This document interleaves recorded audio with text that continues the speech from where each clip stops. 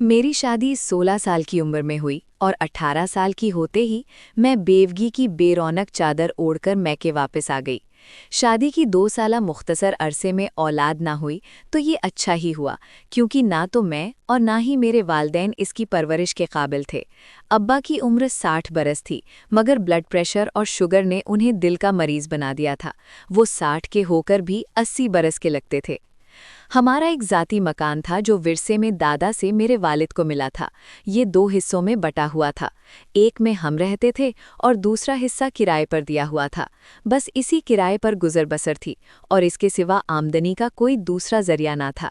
जब मैं 20 बरस की हुई तो अब्बा चल बसे, जिसके बाद मैं और अम्मा एक दूसरे के सहारे दिन काटने लगे।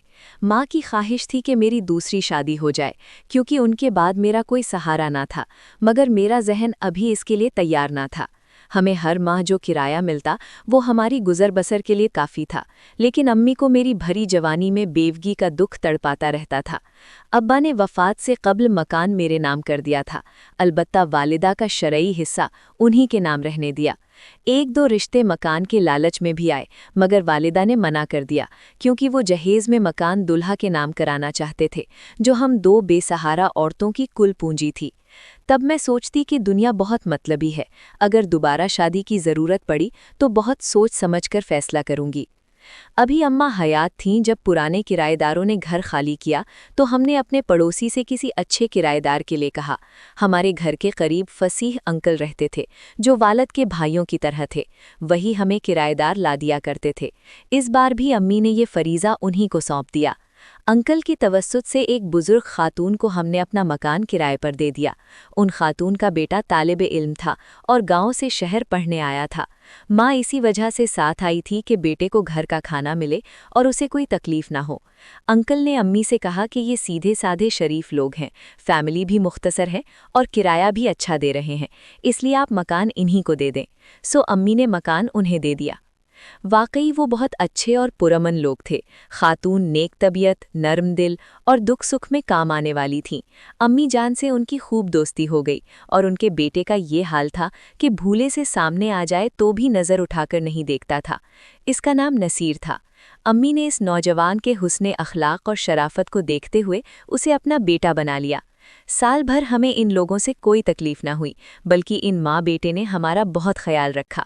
कभी रुपए की ज़रूरत पड़ती तो वो खातून, जिन्हें हम खाला अज़मत पुकारते थे, एडवांस किराया दे देती। दुख सुख में वो अपनों की तरह काम आने लगे। सच तो ये है कि इन किराएदारों के आने से हमें बहुत सुकून मिला। हमारे छोटे मोटे मसाइल उन्होंने अपने ज़िम्मे ले लिए थे। नसीर की वालिदा हर 2 माह बाद चंद दिनों के लिए गांव चली जाती थीं, क्योंकि उन्हें वहां अपने आबाई घर के मामलात देखने होते थे। तब नसीर अपने एक रिश्तेदार चचा के यहाँ रहने चला जाता। खुदा जाने क्यों इन दिनों मुझे उसका यूं गैर हाजिर होना शाक गुजरता था। अम्मी भी परेशान हो जाती, क्योंकि घर के सौदा सल्फ और दीगर छोटे मोटे काम जो नसीर की बदौलत हल होते थे, उनमें रुकावट आ जाती थी। एक रोज़ अम्मी ने खाला अज़मत से कहा, मेरा कोई बेटा नहीं है और मैंने नसीर को बेटा माना है, तो फिर ये तकल्लुफ़ कैसा? तुम्हें घर को ताला लगाकर कहीं और जाने की क्या ज़रूरत है? जब तुमने हमें अपना कहा है तो फिर हकीकी मायनों में अपना ही समझो। अम्मी के इसरार पर खाला अज़मत रज़ामंद हो गईं कि जब वो गांव जाएंगी तो नसीर के खाने पीने की जिम्मेदारी हम पूरी करेंगी। उसकी मौजूदगी से हमें तहफ़्फ़ुज़ का एहसास रहता था, वरना रात को हमें डर महसूस होता था। खाला अज़मत को सुकून मिल गया। वो बेटे की फिक्र से आज़ाद होकर जब चाहती गांव चली जाती और जितने दिन चाहती वहां रहती। उनकी गैर मौजूदगी में हम नसीर का घर के फ़र्द की तरह ख्याल रखते।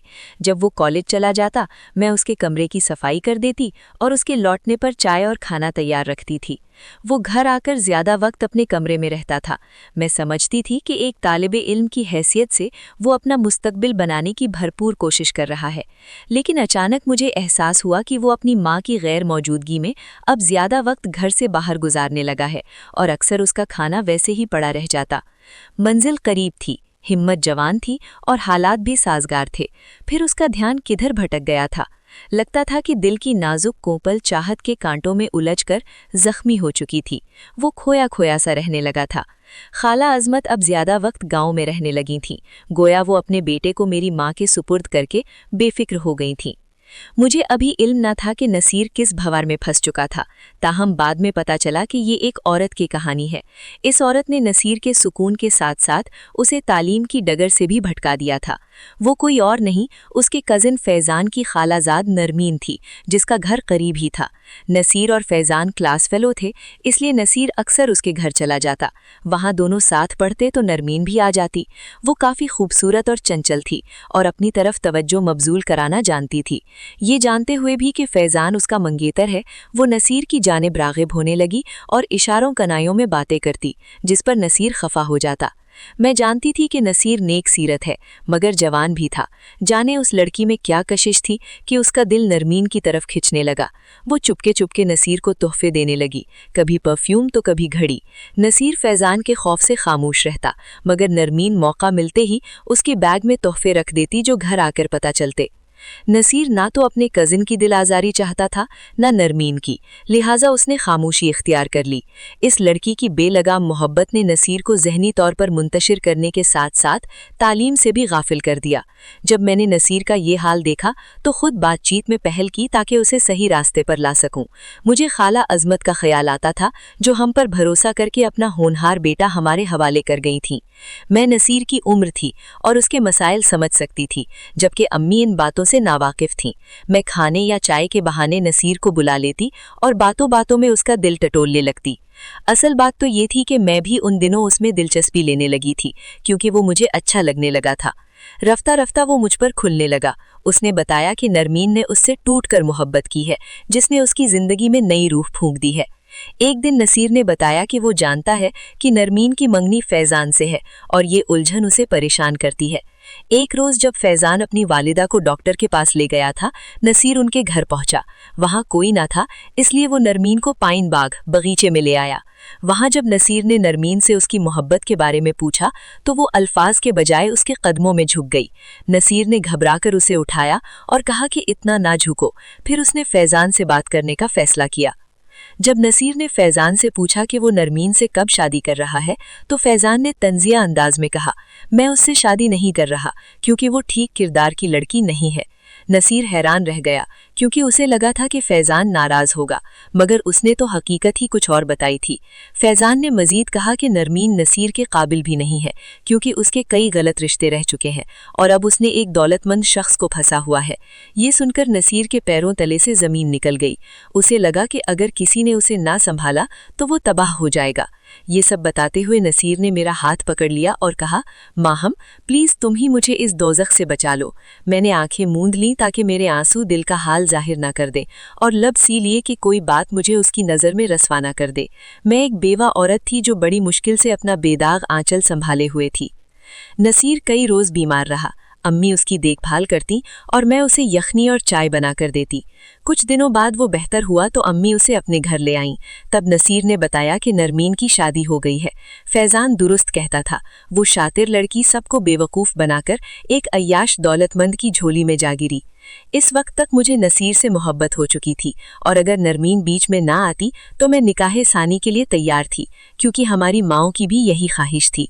मगर मौजूदा सूरत हाल में वो खामोश था और मैं भी। मैंने उसके गम से समझौता करके अपनी खुशियों से तौबा कर ली और तन्हाई में आंसू पूंछती रही। फिर हालात ने करवट ली और अम्मी बीमार पड़ गईं। नसीर अचानक इस्लामाबाद चला गया, जहां एक तकरीब में उसकी दोबारा नरमीन से मुलाकात हो गई। वो उसे अपने घर ले गई और पुरानी दोस्ती फिर से जाग गई। नसीर ने जब उससे फैज़ान के बातों के बारे में पूछा तो उसने एतराफ़ किया कि उससे गलतियां हुई हैं, मगर वो अब अपने शौहर से नफरत करती है। उसने दोबारा नसीर को अपनी मोहब्बत के जाल में फंसा लिया और उसके सामने गिड़गिड़ाने लगी। नरमीन का जादू फिर चल गया और वो दोनों फिर से करीब आ गए।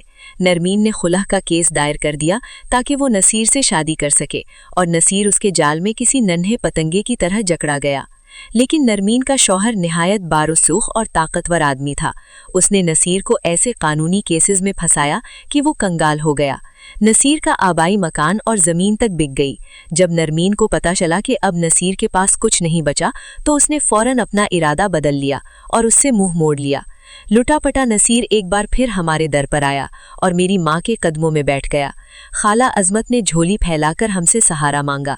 मेरा दिल रो रहा था और मैं नसीर से मुंह मोड़ चुकी थी, मगर मेरी बीमार माँ ने मेरा दामन पकड़कर इल्तिजा की, नसीर का रिश्ता मत ठुकराना, मेरे बाद तुम्हारा कौन है। खाला अजमत और मैं गले लगकर रोते रहे। बिलाखिर मैंने अपनी माँ की आखिरी खुशी के लिए हाँ कर दी। इस तरह नसीर का उजड़ा हुआ दिल और मेरा घर बस गया।